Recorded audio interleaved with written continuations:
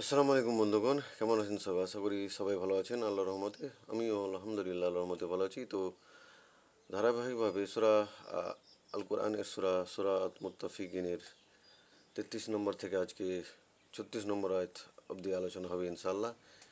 যারা ইতিপূর্বে 1 থেকে নিয়ে 32 নম্বর আয়াত দেখেনি তারা আমাদের ভিডিও ডিসক্রিপশানে গিয়ে বা লিঙ্কে গিয়ে বা চ্যানেলে গিয়ে দেখে নেবেন ভিডিওগুলো, তো সুবিধা হবে।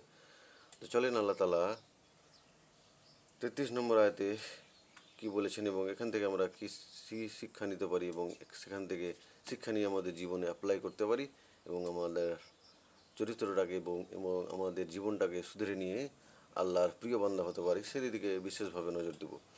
তো 33 নম্বর আয়াতে আল্লাহ তাআলা বলছেন, ওয়ামা উরসেলু আলাইহিম হাফিজিন,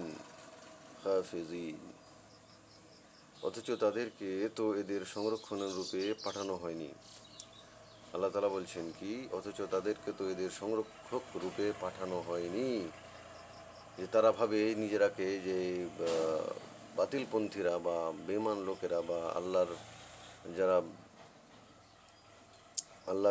আল্লাহকে যারা মানে না, আল্লাহর যারা কোরআন অনুযায়ী, যারা হাদিস অনুযায়ী যারা জীবনযাপন করে না, সেই বেঈমান লোক, সেই কাফের লোকরা কী করে, নিজেরাকে কীভাবে একটু বড়ই মাপের ভাবে বা নিজেরাকে খুব বড় মানের বান্দা ভাবে যে আমরাই সব থেকে বড়, আমাদের দ্বারা কী আছে, এবং তারা অন্যান্য লোককে কীভাবে যে আমরা এদের থেকে বড়, আমরা এদেরই মালিক, এরকম তারা ভাবে। তাফসীরগণ কি বলছেন, অর্থাৎ এই কাফেরদেরকে মুসলিমদের উপর পাহারাদার হিসাবে পাঠানো হয়নি যে তারা সব সময় মুসলিমদের আমল ও অবস্থা দেখে বেড়াবে এবং তাদের সমালোচনা করতে থাকবে। মোট কথা, তারা যখন এ ব্যাপারে দায়িত্বপ্রাপ্ত নয় তখন তারা কেন এমন ব্যবহার করে? আল্লাহ তাআলা বলছেন, তারাকে যখন এরকম দায়িত্ব দেওয়া হয়নি, তারা কেন এই আমার এই প্রিয় মুমিন বান্দাদের বা নেককার বান্দাদের বা যারা হকপন্থী আছে বা আল্লাহ ভীরু লোকদের উপর কেন তারা এভাবে ঠাট্টা বিদ্রুপ করে বা এভাবে তারা নাক ছিটকায়, চোখ ছিটকায়, তাদেরকে হেয়ানত করবে?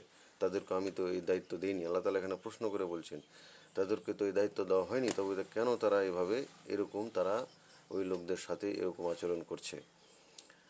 আল্লাহ তাআলা এখানে প্রশ্নের সাথে আমাদের বোঝাতে চেয়েছেন যে আমরা যাতে কখনোই ওইরকম লোকদের মতো না করি, যেরকম লোক এক অপরকে ছোট করার বা কোনো ছোট করার নিয়ত উদ্দেশ্যে এইভাবে করে।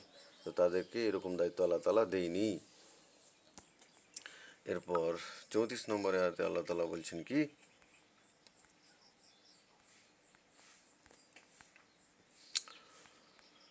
34 নম্বর আয়াতে আল্লাহ তাআলা বলছেন, ফাল ইয়াউমাল্লাযীনা আমানু মিনাল কুফফারি ইয়াযহাকুন, অতএব আজ মুমিনরা কাফিরদেরকে নিয়ে হাসবে।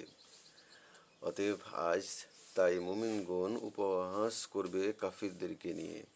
যেদিন কিয়ামত অনুষ্ঠিত হবে, যেদিন সব কিছু নেক এবং গুনাহ, বাতিল এবং হক আলাদা আলাদা হয়ে যাবে, যারা নেককার বান্দা হবে তারা তখন বলবে, সেই যারা ঠাট্টা বিদ্রুপ করতো, যারা হেয়ানত করতো, যারা চোখ ছিটকাতো, সেই লোকগুলাকে তখন তাদেরকে নিয়ে কি করবে, তারা উপহাস করবে। সেই মুমিনগণ তখন বিপরীত হবে সেই আল্লাহর দরবারে গিয়ে, যে পৃথিবীতে যারা উপহাস করছিল মুমিনদেরকে নিয়ে, ওই মুমিন ব্যক্তিরাই ওই লোকগুলাকে নিয়ে উপহাস করবে, সেই ওই কাফেরদের, ওই বেমানদের, যারা পৃথিবীতে তাদেরকে নিয়ে ঠাট্টা বিদ্রুপ করতো। তাফসীরগণ বলছেন, অর্থাৎ যেমন দুনিয়াতে কাফেরা মুসলিমদেরকে নিয়ে হাসি মজাক ও ঠাট্টা বিদ্রুপ করতো, তেমনি কিয়ামতের দিন যখন তারা আল্লাহর কবলে এসে যাবে, তখন মুমিনরা তাদেরকে নিয়ে হাসতে থাকবে। তাদের হাসি এই জন্য হবে যে এরা নিজেরা ভ্রষ্ট হওয়া সত্ত্বেও আমাদের ভ্রষ্ট বলতো এবং উপহাস করত। এখন তারা বুঝে নিয়েছে যে কারা ভ্রষ্ট ছিল আর কারা উপহাসের পাত্র ছিল। তখন তারা যখন সেই আল্লাহর কাছে যখন বিচার আচার সম্পূর্ণ হয়ে যাবে, যখন কি হবে, যখন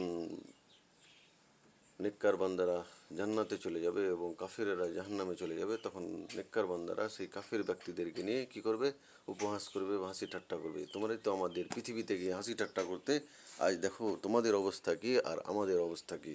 এটা হবেই হবে। আল্লাহ তাআলা এখানে এটাই বোঝাতে চেয়েছেন যে তারা হাসির পাত্র হবে সেই কিয়ামতের দিন বা সেই কিয়ামতের হিসাবের পরে। জান্নাত বা জাহান্নামে গিয়ে কাফেরা জাহান্নামে যাবে এবং এবং মুমিন বান্দারা জান্নাতে যাবে এবং তারা তাদেরকে নিয়ে হাসি বিদ্রুপ করবে।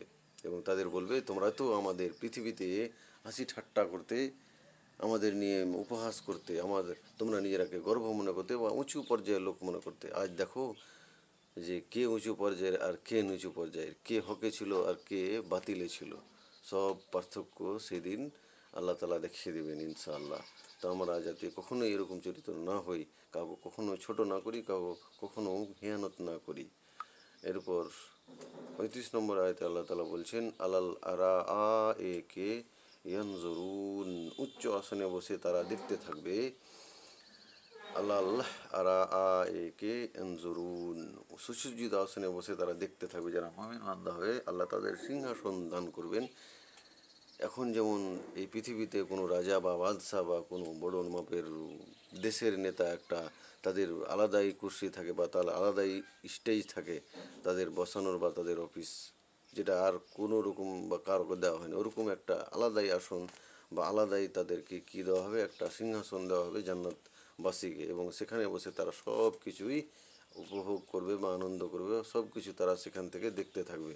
সেই জান্নাতবাসীরা বা সেই মুমিন ব্যক্তিরা যারা এই পৃথিবীতে অপরের হাসি ঠাট্টা বিদ্রুপ সহ্য করে, অপরদের ইহানত সব কিছু সহ্য করে, কষ্ট সহ্য করে আল্লাহর নৈকট্য লাভ করে কি করেছে, তারা জান্নাত পেয়েছে বা তারা জান্নাতে গিয়েছে। তাদেরকে আল্লাহ তালা দিবেন এক উচ্চ পর্যায়ের আসন, যেখানে তারা বসে সব কিছু আনন্দ সব কিছু দেখতে থাকবে জান্নাতের। এরপর 36 নম্বর আয়তে আল্লাহ তালা বলছেন হাল সুইয়েবাল কুফারু ওয়ামা কানু ইয়াফআলুন, কাফিররা যা করতো তার ফল তারা পেলতো। আল্লাহ তালা বলছেন যে কাফিররা যা করেছে, বেঈমান বা আল্লাহ বিরোধী লোক বা নামাজবিহীন লোক বা রোজাবিহীন লোক, জাকাতবিহীন হজবিহীন লোক, যারা এই কাজটা করেছে, যে অহংকারী ব্যক্তিরা যারা এই কাজগুলো করেছে, যারা কাফির আল্লাহর নজরে, তারা তার ফল পেল। তো সেদিন আল্লাহ বলবে কি, যে তোমরা তার ফল পেলে তো তোমরাই তো মনে করতে এই লোকগুলো কি তুচ্ছ, কি ফালতু কাজ করে। আজ সেই কাফিরদের অবস্থা, সেই বেঈমান লোকদের অবস্থা কি হবে, আল্লাহ তালা সেটা দেখিয়ে দেবেন। এবং এখানে প্রশ্ন স্বরে আল্লাহ তালা বলছেন যে তোমরা আজ দেখতে পেলে তো তার ফল কি হলো, কে কোনটা ফল পেল, তার পরিণাম। তাফসিরগণ কি বলছে, সব এর অর্থ হলো সব,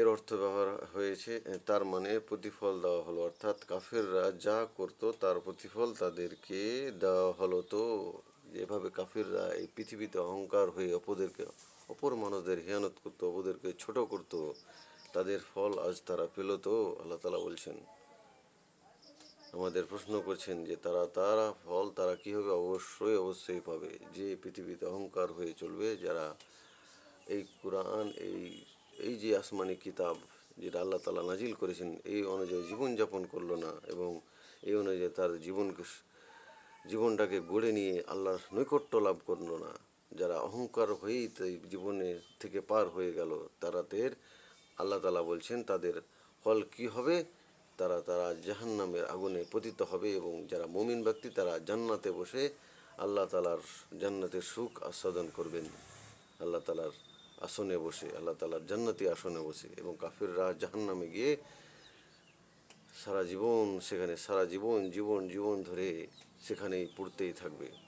তখন আল্লাহ তালা বলবেন কি কথা, যে কাফিররা যা করতো তারা তার ফল পেল। তো আল্লাহ তালা আমাদের সতর্ক করছেন যে খবরদার এই কাজগুলো যাতে আমাদের না হয়। তো এই হচ্ছে সূরা মুত্তাফিকিনের 1 থেকে 36 নম্বর আয়াত এর মানস আলোচনা।